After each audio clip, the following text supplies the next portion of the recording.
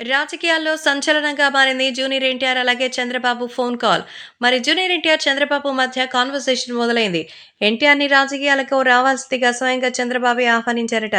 తెలుగుదేశం పార్టీకి నీ సపోర్ట్ ఉంది అనేది అభిమానులకు తెలియకపోతే, మీ అభిమానులెవరూ కూడా తెలుగుదేశం పార్టీకి ఓటు వేయరు. నందమూరి అభిమానులు తెలుగుదేశం అభిమానులని వేరు వేరుగా అయిపోతున్నారు.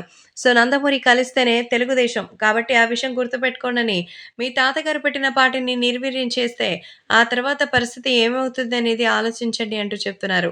అటువంటి ఒక పరిస్థితి రాకుండా అందరూ కలిసి మరి ఈ విషయాన్ని ఎలాగోలాగా కొలిక్కి తీసుకురావాలని అందరూ కూడా కోరుకుంటున్నట్టుగా అయితే సమాచారం. ప్రస్తుతం ఈ విషయంపై ఒక క్లారిటీకైతే వచ్చినట్టుగా అయితే తెలుస్తోంది. కానీ రాజకీయ పరంగా మాత్రం జూనియర్ ఎన్టీఆర్ ఎలాంటి డెసిషన్ తీసుకోలేదట. కానీ ఎన్టీఆర్ రావాలని, ఆయన్ని రప్పించాలని చంద్రబాబు అయితే ఫిక్స్ అయిపోయారు. ఎందుకంటే చంద్రబాబుకి తెలుసు జూనియర్ ఎన్టీఆర్ వస్తే ఎలా ఉంటుందనేది. అందుకే ఈ విషయంలో ఎన్టీఆర్ వస్తే మాత్రం అద్భుతమైన విజయం సాధిస్తారని, తెలుగుదేశం పార్టీకి ఎన్టీఆర్ అభిమానుల ఓట్లు కూడా తోడైతే విజయం తథ్యమని చంద్రబాబు ఫిక్స్ అయిపోయారు. అందుకే ఎన్టీఆర్‌ని తీసుకురావడానికి అన్ని ప్రయత్నాలు చేస్తున్నట్టుగా తెలుస్తోంది. అందుకే నిన్న సాయంత్రం వారు ప్రత్యేకంగా ఎన్టీఆర్‌తో ఫోన్ ఇన్ కాన్వర్సేషన్ చేసి ఆయన్ని రప్పిస్తున్నట్టుగా అయితే తెలుస్తోంది. చంద్రబాబు పిలుపు మేరకు ఆయన రాబోతున్నారని కూడా సమాచారం. జూనియర్ ఎన్టీఆర్ తన షెడ్యూల్ నుంచి ఖచ్చితంగా పొలిటికల్ కెరియర్ కోసమే కొంత ప్రత్యేకమైన టైంని తీసుకోవాలని కూడా ఫిక్స్ అయినట్టుగా తెలుస్తోంది.